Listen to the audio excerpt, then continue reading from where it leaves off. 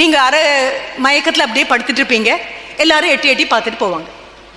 என்னதான் அரை மயக்கத்தில் இருந்தாலும் கூச்சமாக தான் இருக்கும். இது என்னாச்சு, என் மேலே போட்டிருக்கக்கூடிய அந்த க்ரீன் கலர், அதுதான் அந்த க்ளோக் ஒன்று வேர் பண்ணியிருப்போம். அதுக்கப்புறம் மேலே ஒன்று போட்டிருப்பாங்க. என் பின்னால் நிற்கக்கூடியது மேல் நர்ஸ் 2 பேர், விமன் அல்ல, மேல் ஆண்கள் 2 பேர் நிற்கிறாங்க. ஏன்னா ஸ்ட்ரெச்சரை தள்ளிட்டு வரணும், தூக்கி எடுத்து படுக்க வைக்கணும்.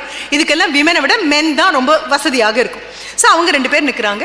ஒவ்வொரு தடவை இந்த கதவு திறக்கும் போது எனக்கு ரொம்ப கஷ்டமாக இருக்குது. அரை மயக்கத்தில் இருந்தாலும் எனக்கு தெரியுது என்னுடைய தோலை விட்டு இந்த துணி கொஞ்சம் இறங்குற மாதிரி இருக்குது. I am feeling very embarrassed, ரொம்ப கூச்சமாக இருக்குது. நான் ஒன்றும் பண்ணலை, இப்படியே நிமிந்து பார்க்குறேன்.